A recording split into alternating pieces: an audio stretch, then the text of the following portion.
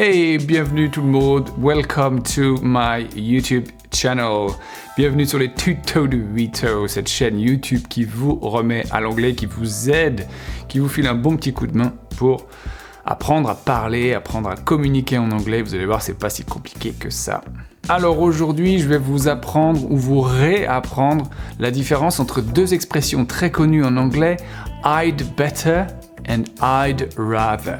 Ces deux expressions, elles se ressemblent un petit peu, elles se construisent de manière assez similaire, mais elles ne veulent pas du tout dire la même chose et les gens ont tendance à les confondre. Alors du coup, je me suis dit que ça pourrait être assez utile de vous expliquer la différence rapidement avec des exemples et à la fin de l'épisode, un exercice d'application pour voir si vous avez compris.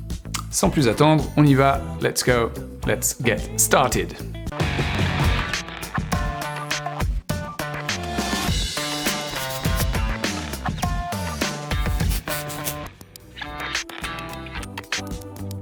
Alors, on va commencer avec l'expression had better. Ok. I'd better, you'd better. Ok. Alors, déjà, ce qu'on observe, c'est que il y a un apostrophe D. Cet apostrophe D, c'est une contraction. Et les gens ne savent pas toujours de quel mot il s'agit. Quel mot se cache derrière cet apostrophe D? Eh bien, vous l'avez compris, c'est had. Ok. I had better. You had better. He had better, she had better.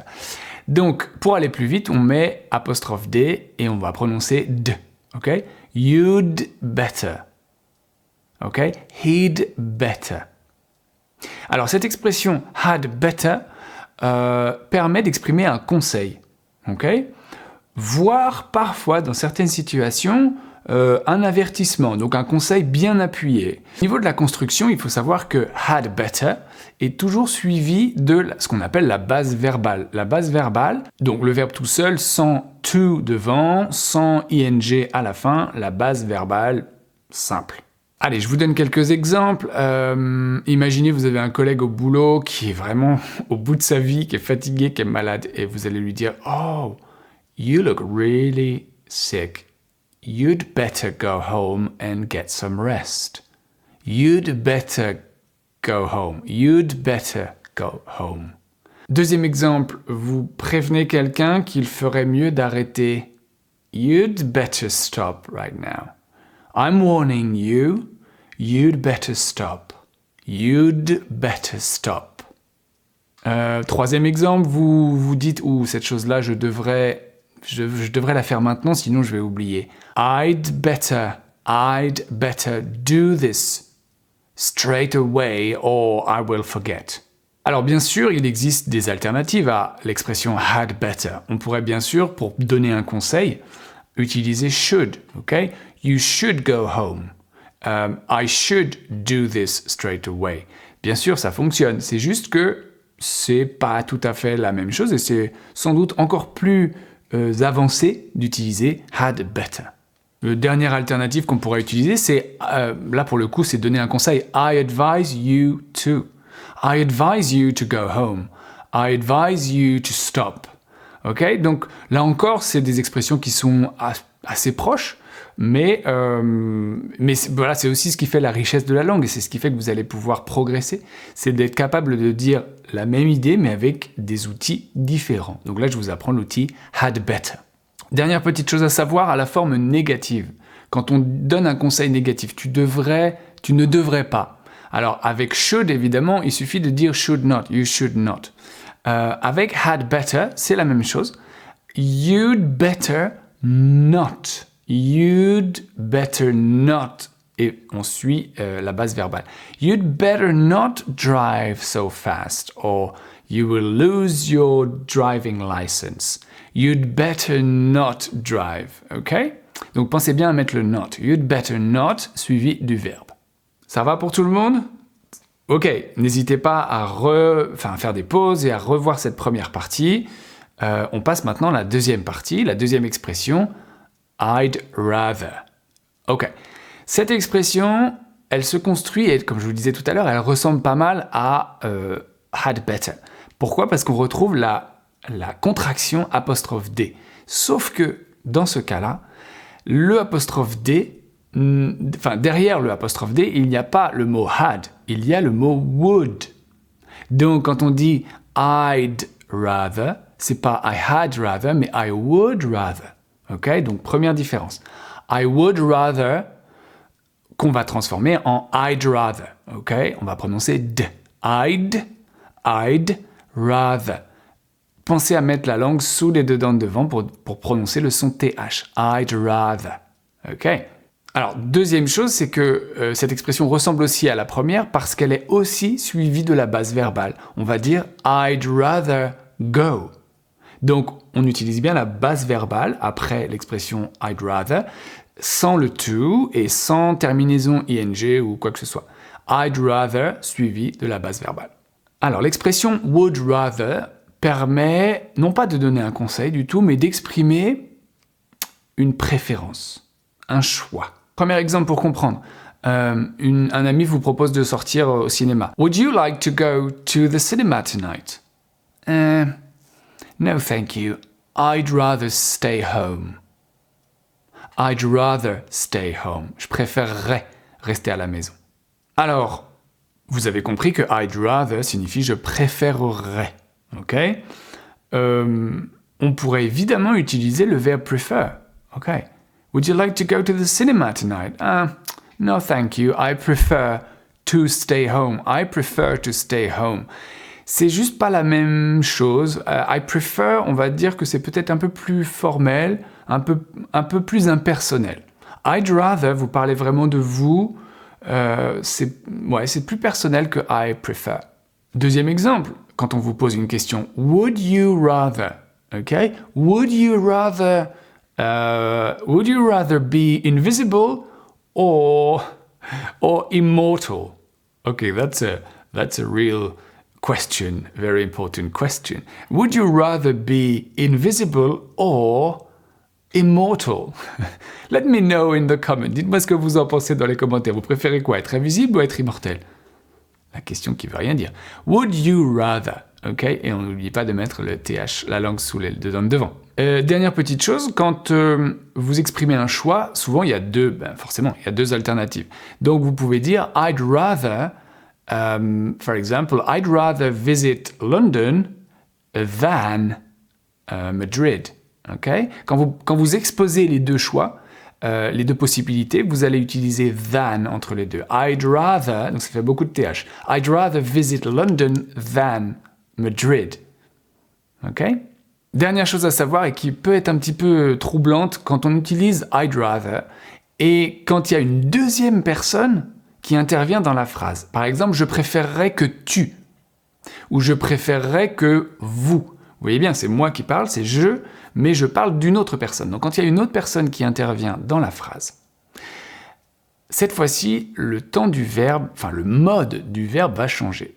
Je vous explique. Si vous disiez à quelqu'un, je préférerais que tu viennes avec moi. Vous avez vu en français, on a dit je préférerais que tu viennes. On a changé de mode. En anglais, c'est la même chose. I'd rather you came with me.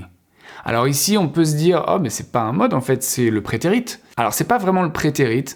C'est ce qu'on appelle en anglais le subjonctif passé. C'est un peu compliqué, mais en vrai, ça ressemble au prétérit, donc vous prenez pas trop la tête. Ce qu'il faut juste savoir, c'est qu'on ne peut pas dire I'd rather you come with me. Je vous ai dit tout à l'heure que c'était suivi de la base verbale, mais quand il y a deux personnes dans la même phrase, donc moi et toi, quand je préférais que tu viennes, I'd rather you came. Je préférerais que tu restes, I'd rather you stayed. Vous avez vu, on a mis ed au verbe. Donc c'est quelque chose à savoir, qu'il faut essayer de mettre en pratique. C'est pas forcément évident, mais c'est quand même très important de le savoir. Dernier exemple, peut-être pour bien comprendre, imaginez, il y a des gens qui viennent à votre fête d'anniversaire et vous auriez préféré qu'ils ne viennent pas. C'est pas très sympa. I'd rather they didn't show up at my birthday party. I'd rather they didn't show up. Ok, on arrive à la fin de cet épisode, mais avant de vous quitter, je vous propose un exercice. Je vous propose un exercice d'application pour voir si vous avez réussi à comprendre ce que je vous ai raconté pendant cet épisode.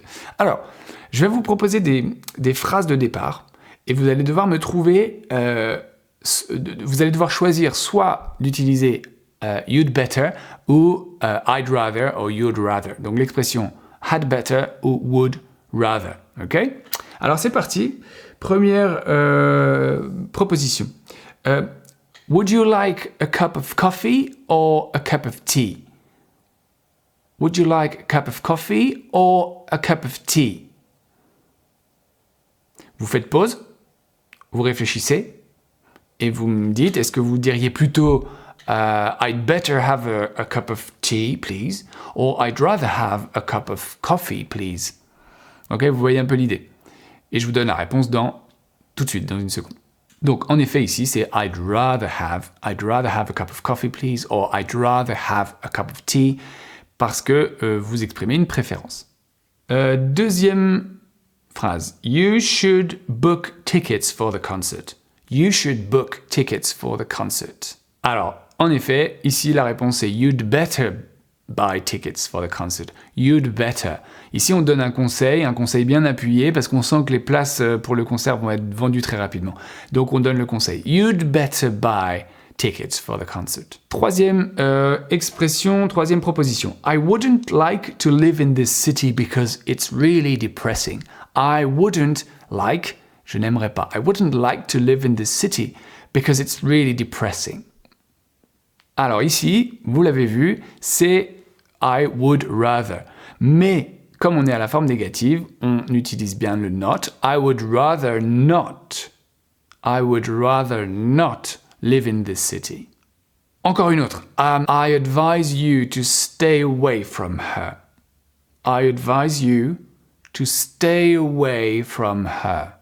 Alors, dans ce cas-là, on sent bien qu'on donne un conseil. Je te conseille de t'éloigner d'elle. Donc là, on va plutôt utiliser you. Et pour donner un conseil, voire un avertissement, you'd better, ok? You'd better stay away from her. You'd better stay away from her. Allez, dernière phrase. They shouldn't stay there. It's too dangerous. They shouldn't stay there because it's too dangerous. Ben voilà, bravo, vous avez trouvé. Donc la réponse c'est they'd better not. They'd better not stay there. They'd better not. Or they'd better move because it's too dangerous. They'd better not stay there.